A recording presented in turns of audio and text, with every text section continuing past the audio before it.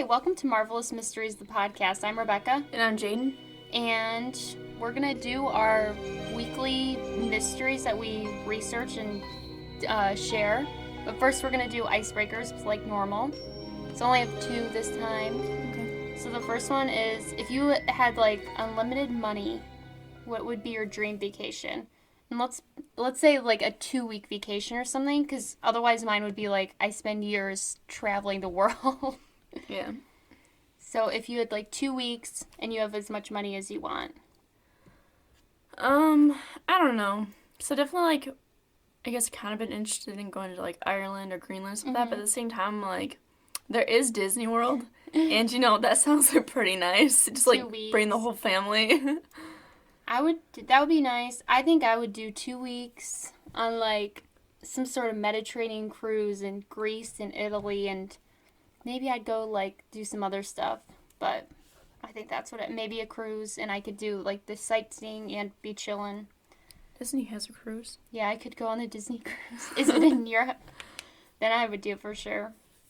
Okay, and then the second one, these are really short, is when you were 6 years old, what did you want to be when you grew up? I think my very first one was like a stay-at-home mom. Or your very first thing you wanted to say. Yeah. So after that, I was like, oh, maybe a vet or like an architect. But, like my first one was always being a stay-at-home mom. I wanted to be an archaeologist, was one of them. Oh, I wanted to do that too at some point. Yeah. Like in high school. That'd still be cool. I really like dinosaurs. I was really into dinosaurs. Yeah. When I was little, I used to, like for my lunch, I would have leaves and plants, but it was just salad, but I would eat it like with my hands. Oh. Because I was a dinosaur. Okay. It's a bit more far than I took it, Yeah. but I love the dedication. I used to, like, my favorite dinosaur was an iguanodon, which they have the thumbs, I guess. Yeah. And I used to walk around with my thumbs like theirs. My mom was like, I hope she's, like, okay, but I turned out fine. Like, she's, like, a little worried, I think, but, because I was so into them, but I think it turned out fine. But yeah, that's what I wanted to be, or a ballerina. Yeah, I kind of wanted to do dance. I wanted to be a lot of things when I was a kid. Like, I was, like, stay-at-home mom, vet, architect, which lasted for a very long time. And then, like, I wanted to be, like, a baseball player. Like, I wanted to do gymnastics. Wow. I wanted to I did be ballet a football player. for 11 years. Oh, why'd you stop? I was just like, I'm done. Oh, okay. When I was like in 8th grade, Okay, I was fair like enough. on point and stuff, which is like surprising because now I'm not very graceful. But I think I was okay for like a 12-year-old.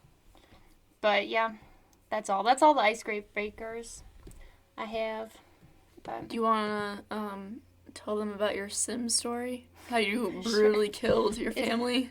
well, so I've been playing The Sims like for fun and whatever, but I started like I would get my Sims married, and I wanted them to get out of my like original Sims house, and usually they live with someone already.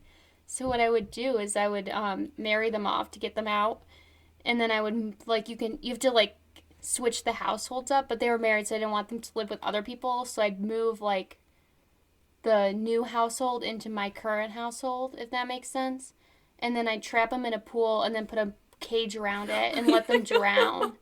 And I did that to several because I want you gone. So that was. I didn't realize you put a cage around them. Yeah, that's how you have to. You can like. Oh my god. You just have to trap them somehow so they can't get their basic needs met. So. Yeah, okay, but like, didn't you do one of like you and your husband? Yes. And then you killed them off like that. I did because they were getting in my way for my other. Oh, okay. Because then I'm like, you guys are old, so you're no fun anymore. Like, so I just killed them. But it's fine. But then the Sims are sad for several days. Because you just brutally murdered their loved one. I know. But they're fine. And the Grim Reaper comes. You can, like, plead for their life, too, in The Sims. The Grim Reaper comes, they're like, do you want me to take them out? You're like, get them out of here. Like, usually people, like, beg, and you're like, just take them out. You can, but I think you can only do it so many times, too. Because, but I don't know. But he doesn't know you killed them. Nothing happens to you, I don't think. I don't think. Like, because I'm not a character. It's them. They can do what they want. Okay. That's nice. Yeah. Yeah, The Sims, like, I, like, don't play it for several months, which I think is the same for a lot of people. You don't play it for, like, a year, and then you play it, you binge it for days, which is what I've been doing, because I'm like, I just feel the urge to play it, and because then you get wrapped up, and then you're like, okay, I'm done. I don't need to play it anymore. I never played it before, but... It's pretty fun. You can usually get it, like, a sale, so it's only $5. Okay. Don't ever pay... My sister almost paid, like, $50 for it or something. Maybe just $30, because she was bored during quarantine. And I was like, don't, like... They're going to go on sale. And she's like, I'm so desperate. I was like, you don't. And then she got it on sale later. She's like, thank goodness, because I would have hated myself. She also almost... I don't think you watch Grey's Anatomy, but there's a musical episode in it. Oh. And she almost bought the soundtrack from it on iTunes, but she was like 50 cents short on her iTunes gift card. So she did it, and she's like, thank goodness I didn't do that. Because she's like really It was a sign. Yeah, because... Like, girl, no. Yeah, so now I'm just exposing her, but... Just exposing her. Yeah. This is the Expose... I won't say her name. This is the Expose podcast. Yeah. Where we expose everyone that we know. Yeah. But, yeah, that's what's been going on. Did you murder anyone? Or Sims? No. I just been if anybody knows what Toontown is, it's really... It's an older Disney game that, like, someone else bought and, like, put back up kind of thing, because, like, Disney took it down. It's a very, it's a very calming, mellow game. Mm-hmm.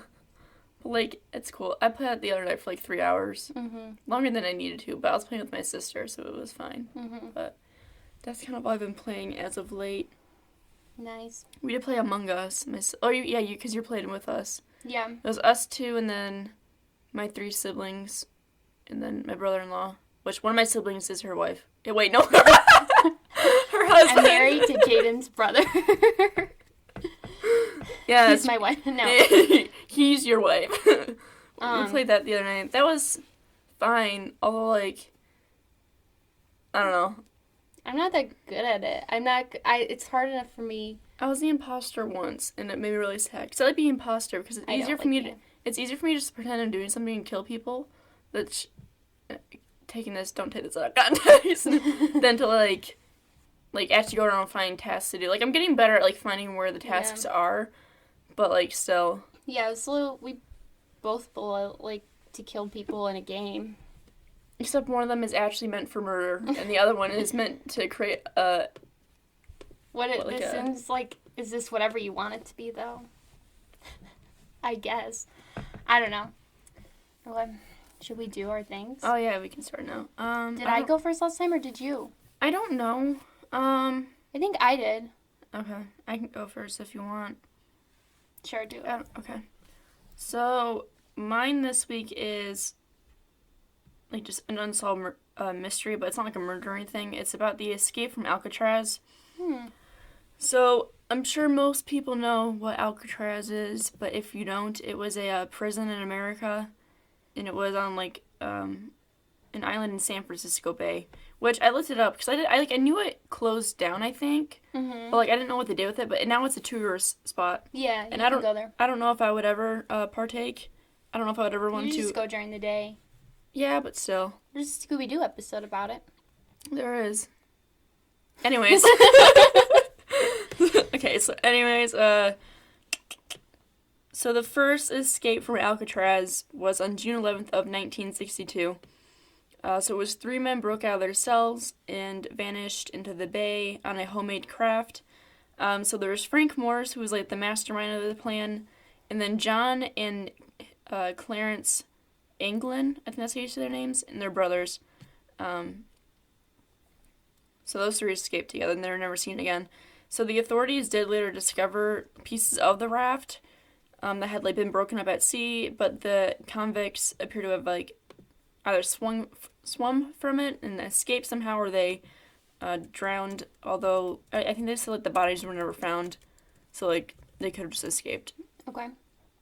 So, Philip Bergen, who was a captain of the guards at Alcatraz from 1946 to 1955, believes that the survival was impossible, because he was like, if they went to the water, they would have drowned in 30 minutes. Like, they would have succumbed to, like, hypothermia. But Patrick Mahoney, who ran the launch that traveled between Alcatraz and the mainland, was like, I felt that they didn't make it. He goes, but they also didn't find a body, like I said. So, yeah. So in the many years that passed since that night, like, no one reported seeing Frank, John, or Clarence, and like, maybe they did beat the odds and they did survive their escape from Alcatraz. Don DeNevy, yes, I say it, was a professor at Merritt College in Oakland, and he co-wrote a manuscript about the escape with Clarence Carnes, which was an Alcatraz inmate. So Carnes had been, what do I call it? I guess just, like, arrived, the best way to put it, at Alcatraz at 18 years old. Okay. And he spent almost, like, 20 years there, and he was a very close confidant of the three. And, like, he had also won, like, a lot of trust between, like, almost all the inmates, because he was, like, he would just keep his mouth shut type of thing. He wouldn't say anything. At Alcatraz, don't you have to do something really bad? Pretty bad, I think. Yeah, at 18, what did you do?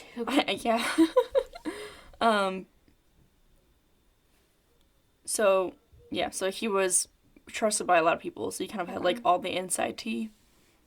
Maybe not tea, but he had all the inside information. So Carnes, like, you know, he told DeNevy about the whole plot, and, like, how they had planned to escape and everything.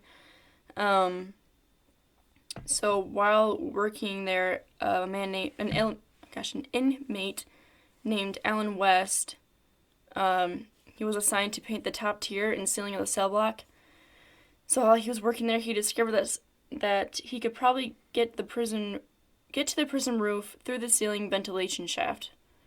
And the ventilation duct was constructed with crossbars inside, so it was impossible to cut the bars or squeeze past them, but he was like, if he cut the entire duct from the surrounding support and shoved the whole thing out, he could easily get to the roof. So it was like, you just remove the entire unit. Okay. You could technically escape to the roof. So that's when West, he enlisted the help of John and Clarence England, who were both convicted bank robbers, and they had a history of escapes from other institutions. And, like, they were expert raftsmen because they grew up in Florida swamps, and they knew how to construct rafts, and how to, like, negotiate currents, and they were really good swimmers. So yeah, and then, like I said, Frank Morris was the mastermind of the whole plan, and he was... Oh wait, no, sorry, wrong one. So he was the mastermind, and the former captain of the guards at Alcatraz described him as he was like a thinker. Anything connected with this escape that had any real brains behind it can be credited to Frank Morris. So Carnes, who was the inmate again, had told Morris about a utility corridor that ran the length and the height of the cell block. Heating and water pipes inside the corridor formed a makeshift ladder to the ventilation system. And Morris believed that he and the others could dig through their cell walls to this hidden corridor during music hour. That sounds nice. Yeah, music hour, yeah. And so, like how Bergen explains this whole escape kind of thing. And so, like, he said, in the early part of the evening, there was what they called music hour, and everybody who had a stringed instrument could play. When that music was playing, it has an effect of deafening the officer who was making his inspections, and the inmates that were digging were just, like, that's when they would do it. Like, they were digging away during the hour. So the Englands, West and Morris each carved a hole in the rear wall of their cells. West also used the time to craft false ventilation fronts to hide their work. Which, like, I want to know where he got, like, the supplies. Yeah. Or, like, how he was able to do all this. Yeah. But, the convicts,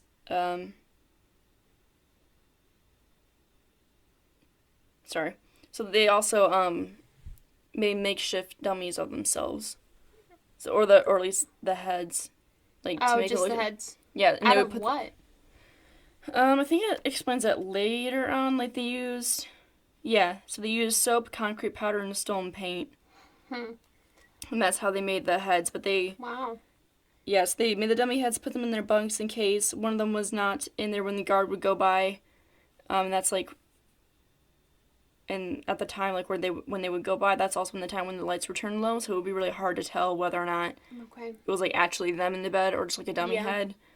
And so another inmate named Leon Thompson was one of the many prisoners who helped the escapees. He said, Morris asked me about how you mix flesh tone. And like the reason why he asked him was because Leon was an artist and he did a lot of painting in Alcatraz. But yeah, so Morris was like, you know, how do you make flesh tone paint? Because he wanted it for the dummy heads. Like I said, the dummies were made from soap, concrete powder, and stone paint. And then one of the brothers, one of the Englands, worked in the barber shop, and they swiped some hair to paste on the dummies' heads for extra touch of like. Wow. I know. These are like quite the art project. Yeah, I know. So this whole thing, I think, took about 8 months, or at least like a lot of it did. So for the past 8 months, they were in their cells, like drilling out the ventilation shafts and collecting items that they needed for their escape. Clarence Carnes was like impressed by that all because he was like, usually like when anybody tries to escape, it's very rushed. Like there's a lot of flaws in their plan because but like all this was like very like thought out and constructed and everything like that. So for the guards on the patrol during the spring of 1962,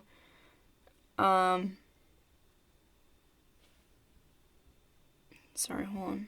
It's all like background's all black, so like I'm trying to find where I am. Yeah. So the whole time, like the four of them were making preparations, escaping, like since at least or for the past 8 months. I already said that, but so working in their cells at night, the four prisoners used raincoats to make life preservers, which they stashed in the escape tunnels. In a secret workspace hidden by blankets, the Englands and the Morris took turns assembling a raft, also out of raincoats. Wow. They have like quite the like freedoms in this jail. Like, I know. I was thinking about that too. I was it seems like yeah. Because like I would think that there would be guards like not constantly watching them even, but just walking by at some point. But as if there's enough of them, they can't be responsible or they can't catch everything.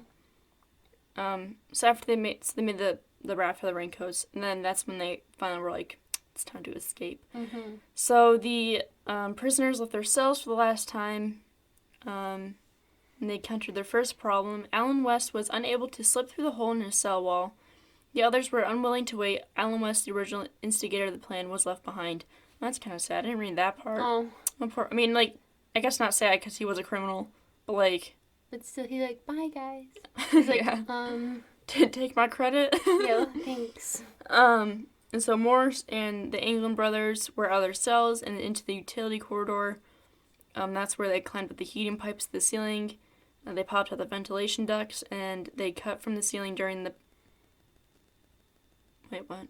Oh, yeah, okay. They cut the ventilation duct out like during their past 8 months there. And they made their way to the roof. So they ran across the roof and climbed down the outside of the prison. And they headed towards the water, like, still undetected during this whole time. Wow. So one of the many challenges they faced was how to inflate their huge raft.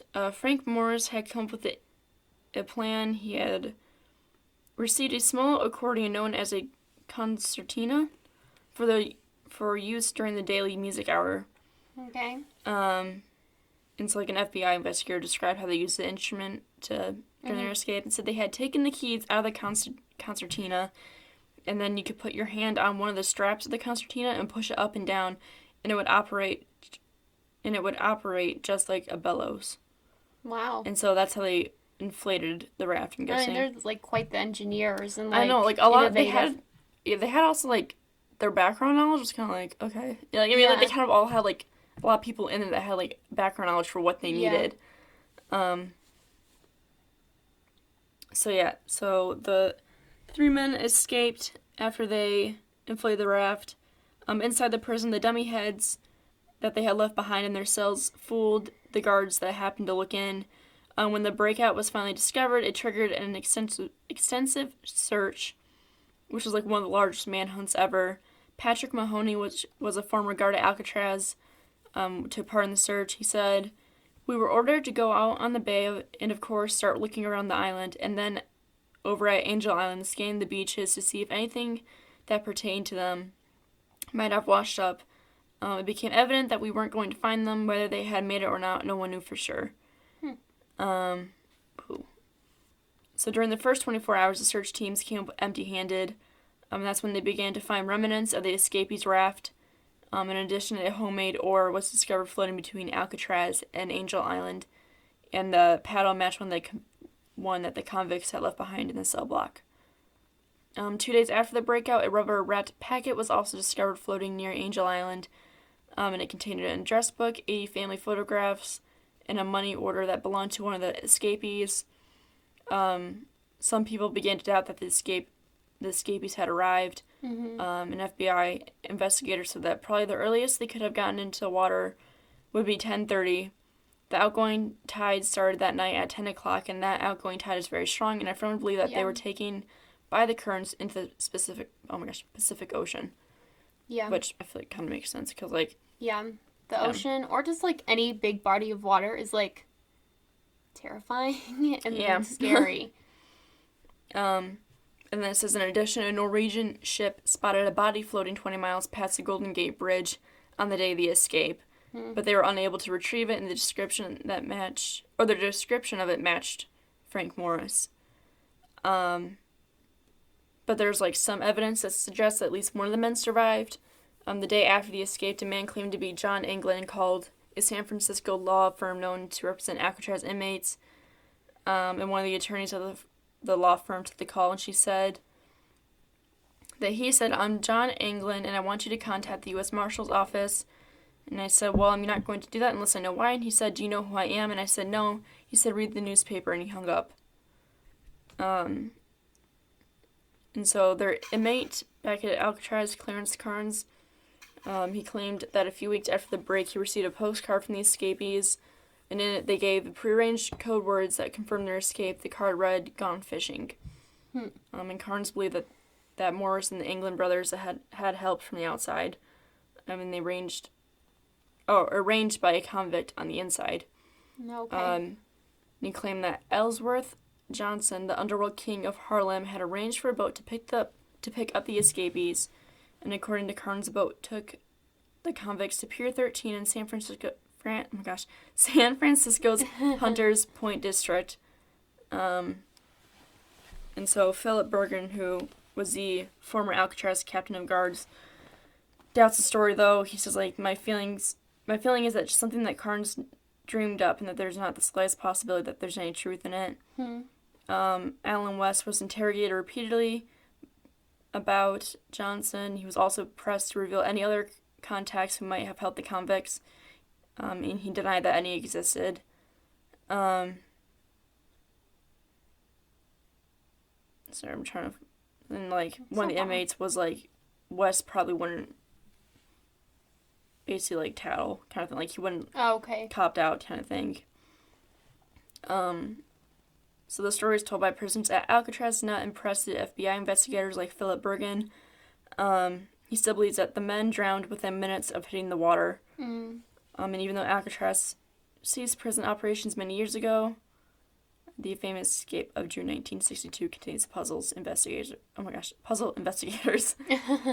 So yeah, they don't really know, like, if they ever survived, if they didn't, if they made it out, kind of a thing. I did, like, have a couple of, I guess, background information about them, if you're interested. Okay. Yeah. It's not too much. I only highlighted a few things. So, 1960, Frank Morris was a former foster child who had committed his first crime at the age of 13, later graduating to possession of narcotics and armed robbery. Okay. And he was believed to have been a superior intelligence with an IQ of 133. Which, what's the high, like, that's, I don't know. I think that's pretty high. For some reason, I want to say 100 is, like, an average person. Let me see. What's the IQ? Yeah, 100. 100 is average. Yeah. So that's like pretty high above. So But what year was this again? 1962. Okay. So that was like, because it's like, what do you have to do to get banished to an island? But I think that was like before a lot of the more gruesome, like, crimes started. Like, not that they didn't happen, but like in the like 70s and 80s was when like there was more like serial killing and like stuff like that, I feel like. So you could just be an armed robber. So that is interesting. I like that. But yeah, so he had an IQ of 133, and he was finally arrested and sent to Alcatraz. Mm-hmm. And that's where he met the England brothers, and they were arrested for a string of robberies in 1956. Okay. And then they were transferred to Alcatraz after a failed escape from another prison. Oh, okay, so if you like escape prison.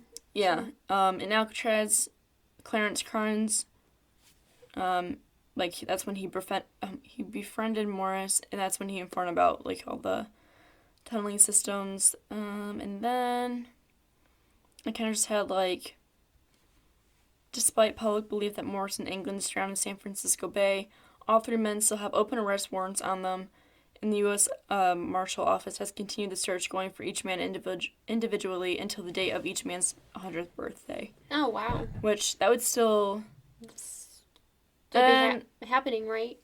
Well, no. It might be over, because they could have been... I was thinking 100 years from 1960. I know, so was I, but they would have been, like, probably middle-aged men by then, you know? Yeah.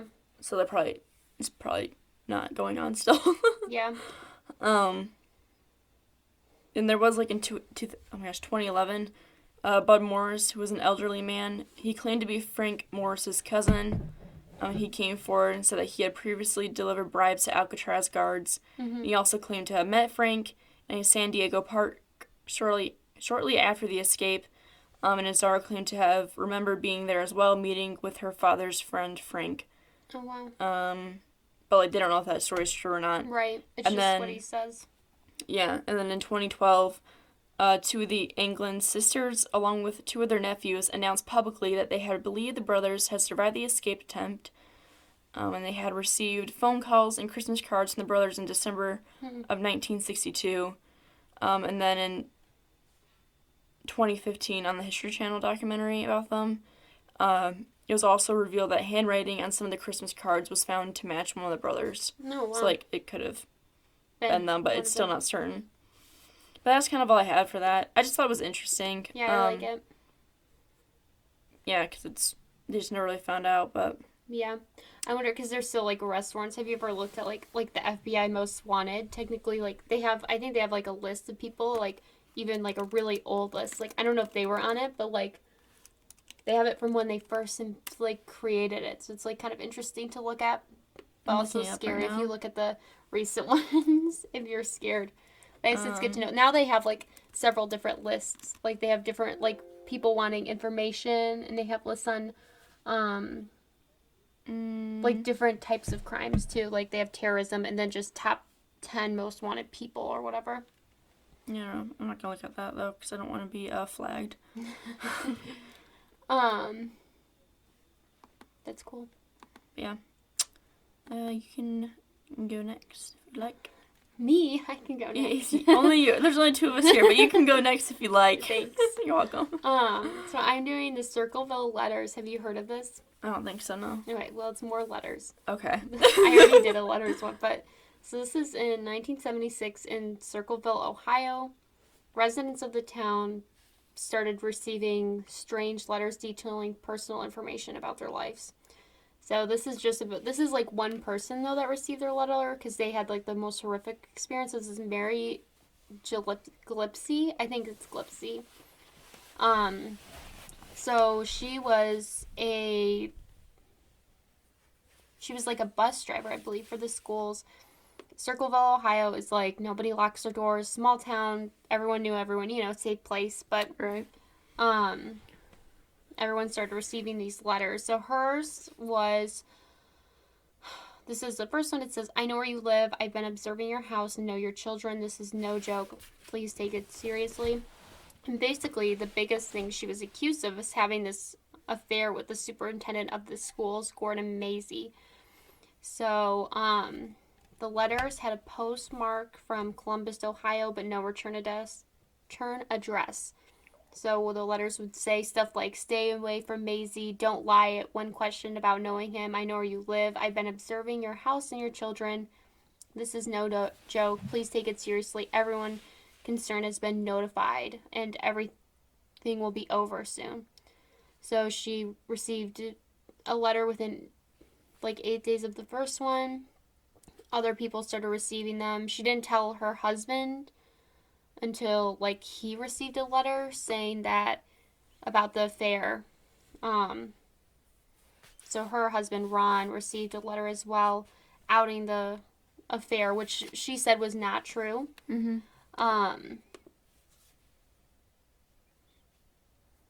Sorry. So basically,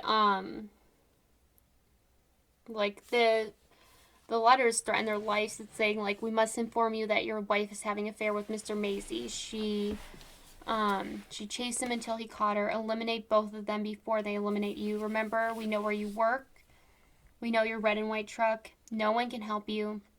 Think of your children and their future. Call the school board and report the truth. After you finish your investigation, notify the school board immediately." So after 2 weeks of all this, the person that wrote the letters threatened to go public with the affair. Only 3 people knew about the letters, which was Mary, Ron. 3 people maybe outside. So like Ron's sister and her husband Paul Freshour and his Paul's sister.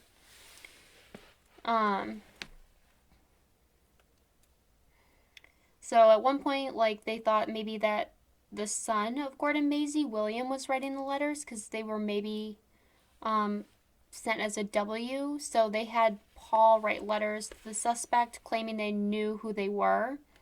And then the letters stopped for several weeks, so maybe it was the son. But on August 19th, 1977, Ron received a phone call from the alleged writer. In the last several weeks, he had been receiving letters threatening his life and informing him that his pickup truck was being watched constantly. And Ron's Mary's husband.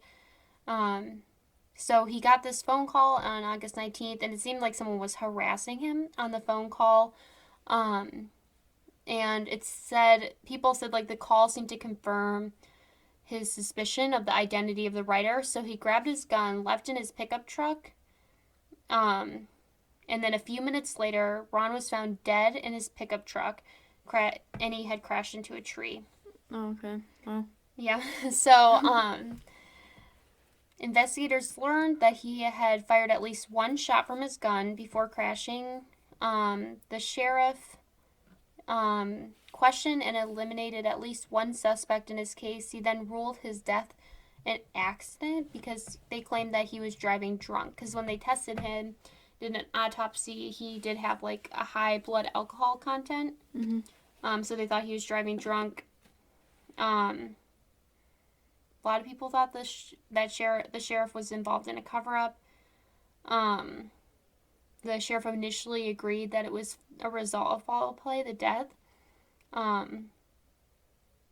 But he said that the suspect that they had brought in for questioning passed a polygraph test, and the blood alcohol level was 16, which is twice the legal limit. But Ron's family was not impressed with like this conclusion. They said that when he left, he was not drunk, and that a lot of Ron's friends and family said like he was not a heavy drinker, and they were also concerned about like why one gunshot was fired. There was no holes found inside the vehicle, but they never found any bullet. Like there was never recovered from the accident. So he passed away, and then over the next few years, Mary just kept receiving these letters. And eventually the letters escalated to posters and signs that were spread all around town, focusing like on her affair, and threatened her. They threatened Maisie's job stability and the life of Mary's children. The writer said he would put a bullet in her 12-year-old daughter's head. So between 1977 and 1983, she received 39 letters, like all similar, about the affair. But like while he seemed to have a big problem with her, she was not the only one to receive the letters. I guess there's like thousands of letters that are able to fill a storeroom in the Pickaway County Police Station. And then, so like everyone received these about like details about their personal life, just like anything. And then later on in their relationship, Maisie and Mary like said that they were in a relationship. The superintendent and her, like the guy alleged, but they said that it wasn't until after the letters had started, or like after her husband had died, but I don't know if that's true or whatever. So, this is February 1983. The writer kept placing signs around the roads of the town, like accusing her of the affair. I was gonna say, like, not once, no one saw, like, who. I know. I was like, why didn't they put up... I was thinking that, too, because I didn't look into, like, what they did at all. Right. But it seemed... I was like, now that I'm reading it, I'm like, couldn't they staked out something? I don't know. I didn't look into the actual investigation itself and what they did. So maybe they did, but I don't think... It doesn't seem like it. So, like, on her bus route, she saw a sign that accused her daughter of having a relationship with Gordon Maisie, the superintendent. So she pulled over. You told her daughter? Well, I'm guessing this is years later. So still. But like the same one? She's still in high school or something, you know, or very young. So she went to the sign and she was going to rip it down. But then before she did that, she noticed that there was a piece of twine that hung from a box that the poster was attached to. So it was like hung down, attached to a box. She opened the lid of the box. There was like glue holding it together. Inside were 2 blocks of styrofoam that held a pistol in place, and the twine attached to a trigger. So if she like pulled down the sign, the gun would have fired at her. So the weird thing though is like she didn't immediately report it to law enforcement. She took the gun home, and then after several... Why? I don't know why. And then after several hours, she drove it to the police station, and they found like the serial number on the gun was like, they tried to remove it, but not very well. But the gun was registered to Paul Freshour, which is, I think he has a weird name. I was like, maybe he had some involvement. Yeah, that's Ron's sister's husband, Paul.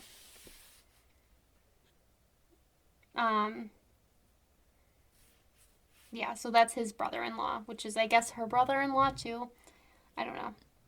So, on February 25th, sheriff invited him to take him to the police station about the letters. And this is kind of strange, because he asked Paul to copy the handwriting the best he could from the letters. And I'll show you some of the handwriting. The handwriting's kind of strange, so, like... he did it. He tried to copy it. And then after that, he showed the sheriff where he normally kept the gun in the garage. And then it was, like, missing. And he said that it was stolen. But then the sheriff arrested him for the attempted murder of Mary. Because the gun was registered to him, and then his handwriting technically matched enough. So on October 24th, 1983, he went on trial for the attempted murder of Mary, but he was never charged with writing the threatening letters. They became a crucial part of evidence against him. A handwriting expert testified that he was the same writer, which, I mean, I'll explain it later, but doesn't seem fair since the way they did it, they said to copy it, I guess, rather than say, like, write something out, you know what I mean? Yeah. So, and then Mary testified that she believed that he was the writer after his wife visited Mary with suspicion that he did it. His boss said that he was not at work the day the booby trap was found. He was found guilty of attempted murder and was sentenced to 7 to 25 years in jail. So, he claimed he's innocent, like he kept saying he didn't do it. 1988, he applied for parole, but it was denied. He suspended himself for several voluntary polygraph tests, which he passed. He was applied again for parole in 1993, but was denied. But in 1994,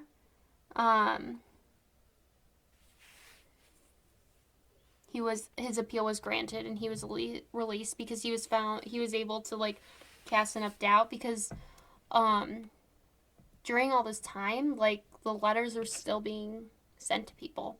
Okay. So a year before he was released, this TV program called Unsolved Mysteries decided to feature the mystery in the town, but before the episode was read, they received a letter saying, "Forget Circleville, Ohio. Do nothing to hurt Sheriff Radcliffe. If you come to Ohio, you sickos will pay. Not pay, play." So the team, they just filmed it anyway, but nothing happened to them, obviously. That this 1993 warning was like the last known letter of the writer. So here's the conspiracy. Paul created, like, while he was in jail, he created this 176-page PDF where he documents his side of the events, annotating press coverage, trials of the transcript, various official documentation, maintaining his innocence in both the letter writing and the attempted murder. A lot of the writing was saying that there were several conspiracy about corruption in the law enforcement in Circleville. He makes like several claims. He thought he had strong evidence, including, like, he offered to pay a reward for information on the letter writer, like, initially, but the sheriff said no, he disallowed it. A lot of the letters contained arsenic and a conspiracy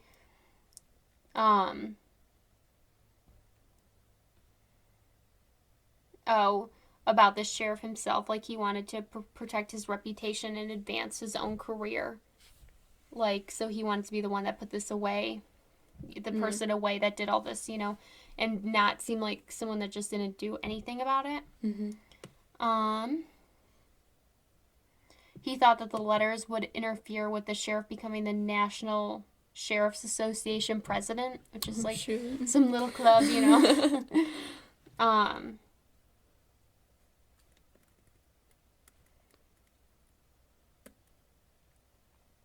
Yeah, so I guess if the crime rate, like, if he had, like, not arrested him, maybe, or, like, had admitted that the letters were still going on, it would have heightened the crime rate, maybe, and he wouldn't have been able to become president of this sheriff thing. Okay. So another theory, this journalist and private investigator, Martin Yant, investigated the letter case in 1993 for an article he was writing.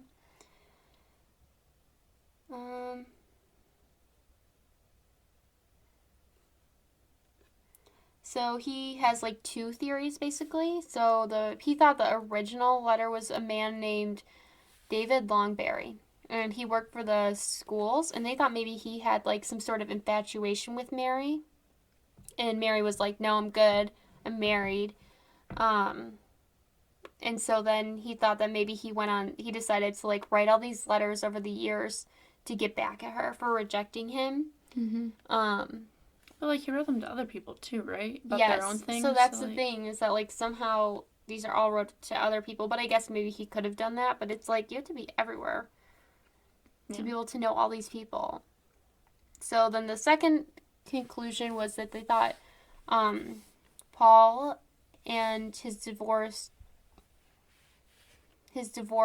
to his ex-wife, who was Ron's sister, Karen Sorick, in 1983.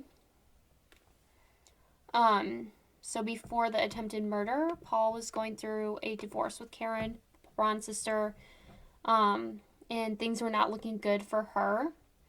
Basically, she was having an affair, and in the divorce settlement, she would have lost everything, I guess, like her home, custody of our kids, anything. So she had, after the divorce, she had to move into a trailer on Mary's land during the time.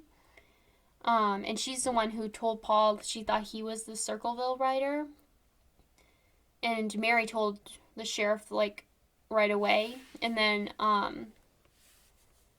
they thought that maybe she framed him so she could, because after his incarceration, she received everything she lost. She got the house, the custody of the children. She even got his pension. Okay. So she got money and stuff, so she would have had a lot to gain. And she's the one who confirmed suspicion at first.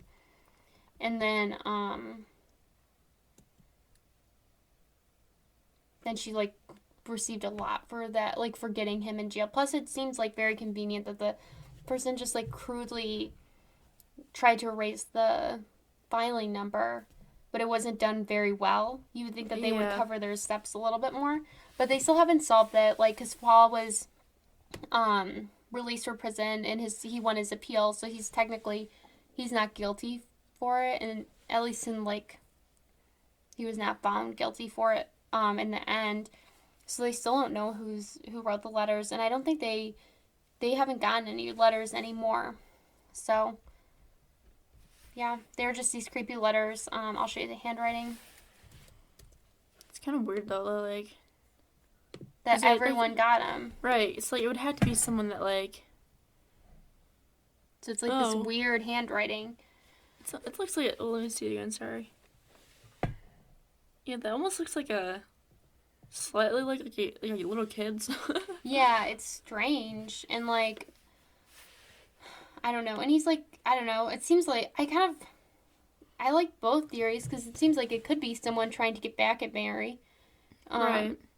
Like, for rejecting him, or, like, a stalker, you know, because they knew all this stuff about her. Mm-hmm. And I like Ron's sister, too, and it could be several. It could be a combination of them, because then it would make sense that it was two people or several people, you know, because to know everything about so many people in the neighborhood or town. Right. But I don't know. I thought it was interesting. It's creepy, like, to receive letters from people about your lives and threatening you. It's not like the whole thing. Well, also with the part where you're talking about how they asked the guy to, like, copy the handwriting. Because I always think about, like, if you're ever, like, obviously, like, if you're being, like, you know, like, you're a suspect, like, I feel like the last thing you'd want to do is try to copy it exactly. Yeah, and he tried to. So try to make it look different. Yeah. Yeah. I don't know. And, like, those letters were, like, blocky as well, you know? So yeah, I feel like it's not, like, a very natural hand movement. Maybe it is for some people, but, like. Yeah. I don't know. I don't know if I think it was him. Because it seems like very convenient that it was him. I don't know. Yeah. But also, they say, like, the easiest answer is usually correct. But, it's just, like, it would make more sense if it was, like, just her who had received the letters and not, like, everybody in town. Yeah. And so that makes it, like, maybe they just, like, did that to, like, kind of, like, cover it up. Yeah. You know? But even then, it's like, okay, like, who the heck knows all that information? Well, everyone knew everyone, though. I guess that's true. So you would probably be able to, like, know their secrets and stuff. But I don't know. I also don't know. Like, I couldn't find very much information about, like, what other people received, too, when I was looking into it. Because I wanted to see, like, their letters they received, you know, not just Mary. Right. But I couldn't find that much. I didn't, like, research this for months or anything. Like, just for a couple hours, you know. You're like, I went to Ohio. I went and read all those letters. I would love to do that, but yeah, I don't really know who would do this. Yeah. Well. But yeah, some people thought it was the son too of the superintendent, so maybe they were having an affair. Did they say how old he was? Did they ever specify the son? Yeah. I think he's, like, younger, like teenage maybe, or, like, young adult. You know, it's, like, old enough to know maybe if he was having an affair. And so it said some of the letters were signed W. Sorry, jeez, because his name was William Mazie. Mm-hmm. But I don't know. Maybe he just didn't like her or something. It could have been him, and he could have had the time to write all of them. He doesn't have a job, maybe. Yeah. Stalking his job. That his job is to stalk. Sometimes I think about that when I watch, like, TV shows and stuff. Because, like, I feel like I don't have a lot of time on my hands, you know? Mm-hmm. Because I work and stuff. But then, like, I I see these, like, killers. I'm like, what's your job? How do you pay for all these hobbies? Like, hobbies? or, like, they're things. They have, like, equipment and stuff. No, but yeah. a lot of times they just have these, like, whatever jobs. So they have time during the day. But I'm like, what are you doing? I don't know. But that's all. That's the Circleville letters. I like them. Well. And that's all we have. That's all I have for this week. Yeah, you can subscribe on wherever you're listening. You can follow us on Instagram, Twitter, Facebook. The link's in the bio of wherever you're listening to this usually. Yeah, usually also, I think all of our links are connected to our Instagram, right? Like in the bio. Yep. Yeah. So if you just want to go there and like find them, we're also on Spotify and Apple. Yep, and other ones. Other platforms. Those are I only two I can't know off remember. the top of my head. Yeah, the those easiest ones. Yeah, so, yeah. Well, yeah. If there's anything you would want us to cover, any mysteries you want to hear us talk about, or, like, any icebreakers you would like to ask us, you can comment Do them. Yeah, do it. Ask us. But, yeah. It's only 21 days till Christmas. Yeah, when they hear I've this, been it might waiting be for this Christmas. since last Christmas. When they hear this, it might be Christmas already. Oh, yeah, it might be, because it's, yeah. Well, if it is, well, I don't want to say Merry Christmas. I guess I could. It's like, if it's not Christmas. Happy holidays. Happy holidays. Yeah, we don't know when. Happy December. Yeah. Or January. But, Happy 2020. yeah, it's almost over. But, Yep. we'll see you All guys right. next week. So awkward. Bye. Bye.